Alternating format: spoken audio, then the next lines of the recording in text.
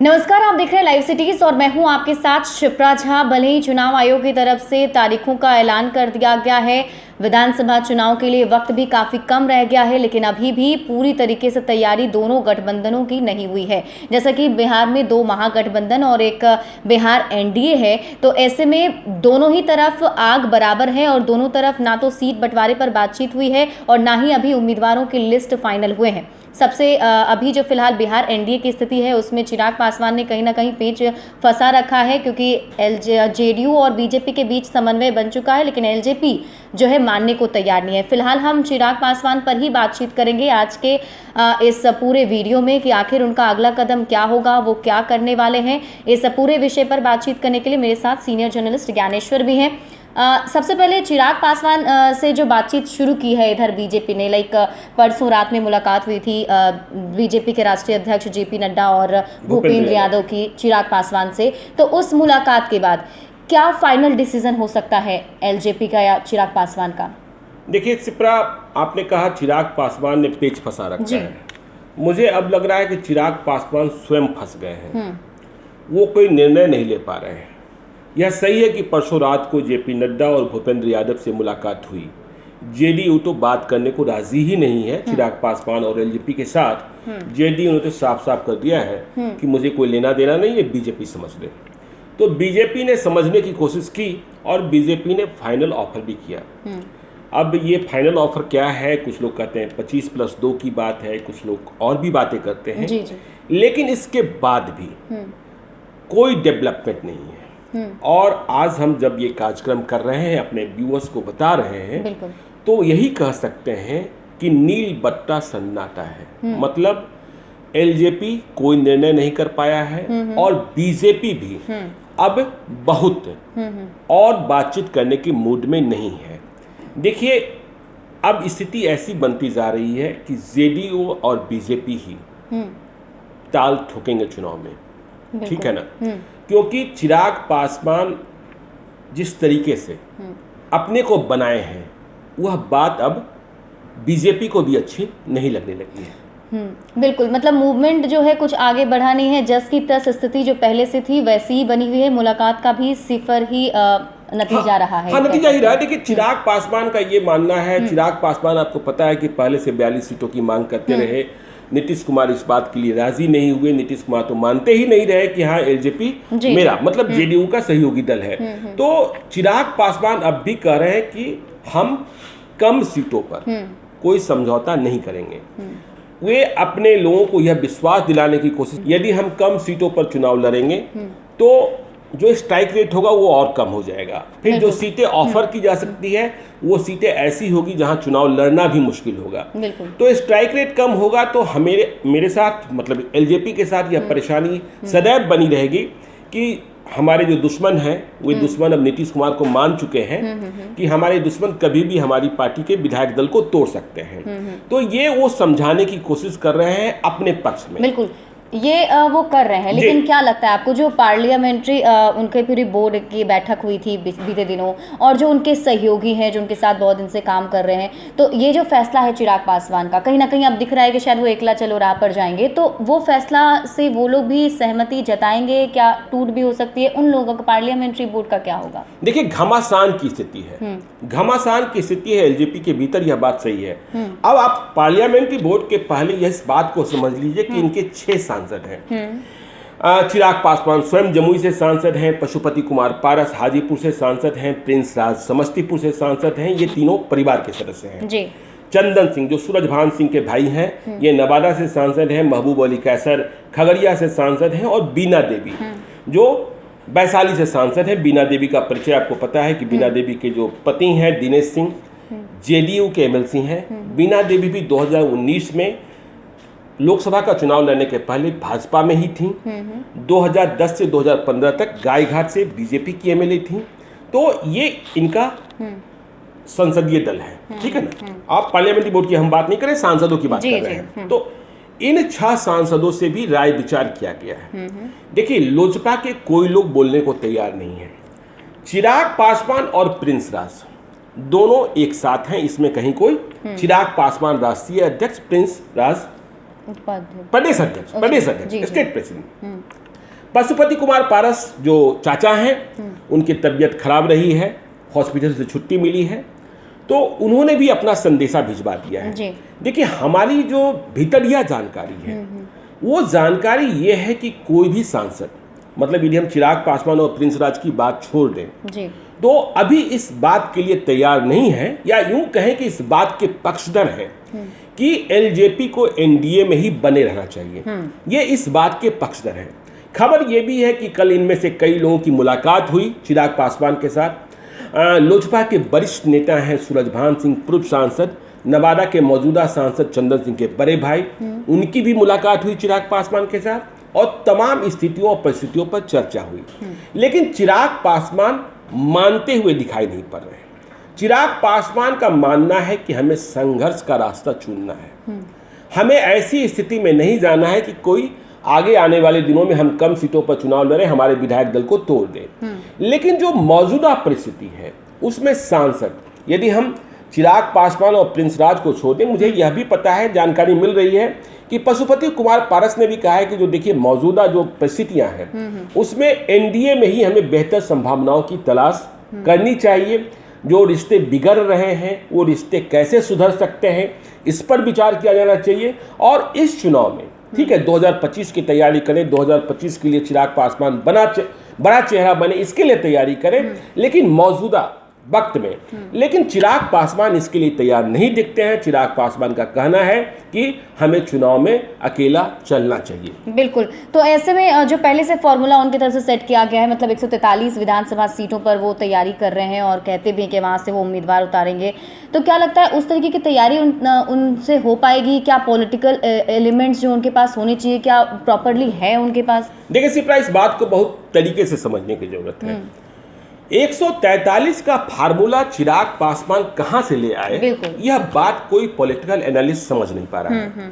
चिराग पासवान ये सोचते हैं कि हम भाजपा के खिलाफ नहीं लड़ेंगे, हम जेडीयू के खिलाफ लड़ लेंगे, तो यह बात हो नहीं सकती है, यह हरगिज संभव नहीं है। जेडीयू इस बात के लिए बीजेपी को मंजूरी नहीं देगा, ठीक है ना, कि बीजेपी से समझौता रहेगा और जेडीयू के खिलाफ लड़ाई होगी, ये तो होने वाला नहीं है।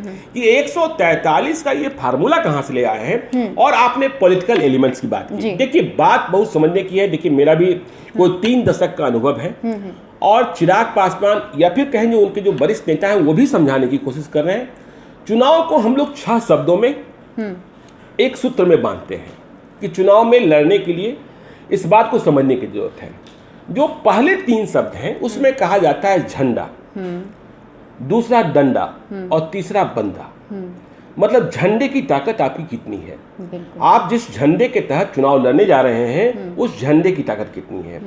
दूसरा डंडा, आपकी ताकत कितनी है, आपके डंडे में ताकत कितनी है। और तीसरा बंदा, तो और आपके पास बंदे कितने हैं। तो आपने 143 की बात करी, या यूं कहें कि जो पिछले दिनों चिराग पासवान ने वर्चुअल मीटिंग की थी उसमें 119 संभावित उम्मीदवारों को शामिल बताया गया था।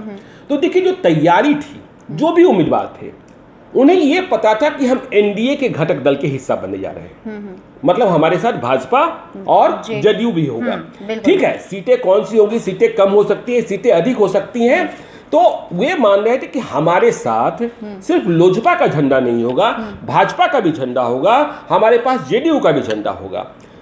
इस प्रकार से डंडा मतलब ताकत बढ़ जाती, बंदा इस प्रकार से बंदा बन जाती। तो अब जो नई परिस्थिति पैदा हो रही है इसमें सभी लोग यह विचार कर रहे हैं। और कल ये बात जो इनके वरिष्ठ नेता हैं या सांसदों ने भी कहा है कि हमें इस बात पर समीक्षा करने की जरूरत है कि क्या 119 जो हमारे संभावित उम्मीदवार हैं या 42 जो बिल्कुल चुनाव लड़ने के लिए तैयार दिखते हैं उनसे 1 to 1 बात की जाए कि क्या वे केवल चिराग पासवान के चेहरे पर, केवल चिराग पासवान के चेहरे पर कोई तीसरा फ्रंट भी न बने, वे चुनाव लड़ने को तैयार हैं उसी मजबूती के साथ। क्या वे चुनाव में 1 करोड़ रुपया लगाने को तैयार है, कहने के लिए 28 लाख रुपए, लेकिन चुनाव पैसा कितना खर्चा होता है तो वे तैयार हैं। तो यदि उनमें बहुमत आता है कि हाँ वे चिराग पासवान के नाम पर अकेले चुनाव लड़ने को तैयार हैं, जो पहले भी तैयार थे, तो ठीक है हम विचार कर सकते हैं। लेकिन यदि उनमें से कई लोग और बहुमत पीछे हटता है तो हमें विचार करने की जरूरत है कि हम कहाँ फंस गए हैं। तो मैंने 3 शब्द बताया, झंडा, डंडा, बंडा। अब देखिए दूसरा जो 3 शब्द है वो है चर्चा, पर्चा, खर्चा, जो चुनाव के लिए एलिमेंट्स हैं। चर्चा, अब ये सवाल ये पैदा होता है कि वर्तमान परिप्रेक्ष्य में बिहार में लोजपा मतलब चिराग पासवान की चर्चा कितनी हो रही है, उनका वोट बैंक क्या है। देखिए पिछले कई महीनों से या कहें लॉकडाउन पे चिराग पासवान दिल्ली ही रहे, बीच में 2-3 दिनों के लिए आए थे, दिल्ली रहे। अब तक उन्होंने अपने कार्यकर्ताओं के साथ कोई सीधा संवाद नहीं किया, उम्मीदवारों के साथ किया है, पदाधिकारियों के साथ किया है, कोई सीधा संवाद नहीं किया है। और ग्राउंड पर भी देखिए अब तक यदि हम जब चर्चा कर रहे हैं तब तक एलजेपी को हम लोग एनडीए का घटक दल मान रहे हैं, एनडीए से बाहर नहीं मान रहे हैं। तो क्या इस चर्चा से बाहर आ पाएंगे कि हम एनडीए का हिस्सा नहीं? और तब हमारी चर्चा कितनी होगी? पर्चा इसी से जुड़ता है, खर्चा जो हमने पहले भी कहा। देखिए होता क्या है, जिस एलिमेंट्स की बात कर रहे हैं, उम्मीदवार कोई भी हो, निर्दलीय की बात छोड़ दीजिए, छोटे दलों की बात छोड़ दीजिए, कोई भी आदमी एनडीए या महागठबंधन के टिकट की रेस में क्यों लगता है? महागठबंधन में जो टिकट की रेस में लगता है उसे लगता है कि टिकट यदि हमें मिल जाए महागठबंधन के किसी भी सहयोगी दल से या एनडीए के किसी भी सहयोगी दल से, तो हमारी जीत जो है वो 70% सुनिश्चित है। बिल्कुल। तो इसलिए वह कुछ भी दांव पर लगाने की तैयारी में रहता है, टिकट के लिए भी कुछ भी खर्चा करने को तैयार करता है। लेकिन अब सवाल ये पैदा होगा कि जब आप एनडीए से बाहर जाएंगे, अकेले चिराग पासवान होंगे, अकेले लोजपा होगी, तो ऐसी सूरत में क्या वो लोग तैयार होंगे? 143 के फार्मूले पर फिर हम उसी बात पर आते हैं। 143 का कोई फार्मूला बन ही नहीं सकता है, थर्ड फ्रंट भी नहीं बन सकता है। देखिए थर्ड फ्रंट में जो बनाने की कोशिश में लगे हैं, बहुत लोगों को इस बात का इंतजार है कि चिराग पासवान बाहर आए, लेकिन चिराग पासवान 243 की बात नहीं कर रहे हैं, 143 की बात कर रहे हैं। तो 143 में पप्पू यादव भी एडजस्ट नहीं होते हैं। पप्पू यादव ये नहीं चाहेंगे कि हाँ सिर्फ नरेंद्र मोदी का गुणगान करें, उपेंद्र कुशवाहा ये नहीं चाहेंगे सिर्फ नरेंद्र मोदी का गुणगान करें और सिर्फ जेडीयू के खिलाफ लड़ें। बाकी जो और भी आ सकते हैं या लेफ्ट पार्टियों को भी, लेफ्ट पार्टियां तो भी महागठबंधन में ही है, बसपा की कुछ लोग बात करते हैं, तो ये 143 का फार्मूला बनता नहीं है, 243 के बगैर बात बनती नहीं है। तो चिराग पासवान जैसा मैंने पहले कहा कि अपने ही समीकरणों में वो फंसे हुए दिखाई पड़ते। तो कुल मिलाकर फिलहाल जो राजनीतिक परिदृश्य है, जो चिराग पासवान ने जो समीकरण बिठाए थे, तो कहीं ना कहीं वो खुद ही उसमें फंसते हुए दिखाई दे रहे हैं। अब ऐसे में बड़ा सवाल ये उठता है कि अब क्या होगा, एलजेपी का आखिर क्या होगा, एलजेपी कहाँ रहेगी, और क्या लगता है आपको बिहार एनडीए में वो एग्जिस्ट अभी भी करेंगे या फिर एकला चलो की राह जो स्थिति बता रहे हैं आप लोग, वो कुछ हो सकता है? देखिए सिप्रा, 143 वो दोहरा रहे हैं, वो कह रहे हैं कि मुझे 2025 की तैयारी करनी है, मुझे नीतीश कुमार के खिलाफ लड़ना है। बीजेपी को यह बात मंजूर नहीं है। बीजेपी साफ साफ कह रही है कि जब प्रधानमंत्री नरेंद्र मोदी ने कह दिया कि आधुनिक बिहार को गढ़ने में नीतीश कुमार की बड़ी भूमिका है, और जब नीतीश कुमार जैसे सहयोगी साथ में हो तो कुछ भी संभव है, तो फिर कैसे हम नीतीश कुमार की आलोचना कर सकते हैं? और नीतीश कुमार के खिलाफ बोलने से रुक नहीं रहे चिराग पासवान। और पार्टी के भीतर आपको हम सच कहें, घमासान की स्थिति है, कुछ भी हो सकता है। एलजेपी में विद्रोह हो सकता है, और इस पूरे प्रकरण पर जेडीयू की गिद्ध दृष्टि है। अच्छा।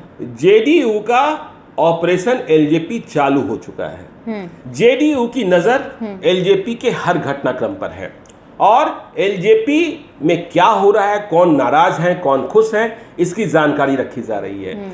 तो देखिए अब जो सांसद हैं या जो विधायक हैं, इनके 2 विधायक हैं, राजू तिवारी और राजकुमार शाह। राजू तिवारी तो पार्लियामेंट्री बोर्ड के चेयरमैन हैं। सबों को चुनाव लड़ना है, और जो सांसद हैं उन्हें भी अपने लोगों को चुनाव लड़ाना है। देखिए महबूब अली कैसर अपने बेटे को चुनाव लड़ाना चाहते हैं असेंबली बख्तियारपुर से, बीना देवी अपनी बेटी को चुनाव लड़ाना चाहती हैं कोमल सिंह को साहिबगंज से, और ठीक इसी प्रकार से चंदन सिंह या सूरजभान सिंह उनके पास भी उम्मीदवार हैं, पशुपति कुमार पारस के भी उम्मीदवार हैं। तो इन सारे डेवलपमेंट्स पर जेडीयू की नजर है। घमासान की स्थिति है कि यदि 143 का फैसला लेते हैं, एनडीए से अलग हटने का फैसला लेते हैं, तो सवाल यह भी पैदा होगा कि केंद्र में रामविलास पासवान मंत्री हैं, उनका क्या होगा? नीतीश कुमार की शर्तें नहीं होंगी, ठीक है ना? और समय इतना नहीं बचा है, यह भी समझाने की कोशिश की जा रही है चिराग पासवान को कि देखिए हमारे पास वक्त कितना है। अब तो स्थिति यही है ना कि आप देखिए 70 साल की उम्र में नीतीश कुमार पिछले 5 दिनों से 10-10 घंटे जेडीयू के कार्यालय में बैठ रहे हैं और स्टेट के वर्कर्स से बात कर रहे हैं। बीजेपी की तैयारी शुरू है और एलजेपी की क्या स्थिति है, अभी निर्णय ही नहीं हो पाया है। सीधे एरोप्लेन से आना है और क्या ऐसी सूरत है बिहार में कि आप 143 पर उम्मीदवार दे देंगे और इनमें से आप कह लेंगे कि हाँ हम 2005 की तरह 29 सीटें जीत लेंगे?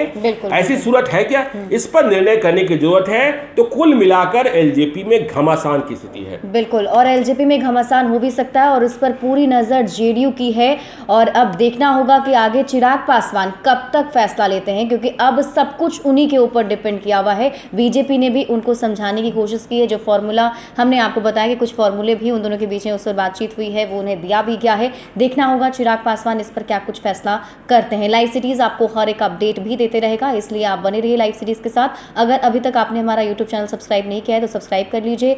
अगर आप हमारा ये वीडियो फेसबुक पेज पर देख रहे हैं तो हमारे पेज को लाइक कर लीजिए। साथ ही साथ ट्विटर पर फॉलो करना बिल्कुल मत भूलिएगा। धन्यवाद।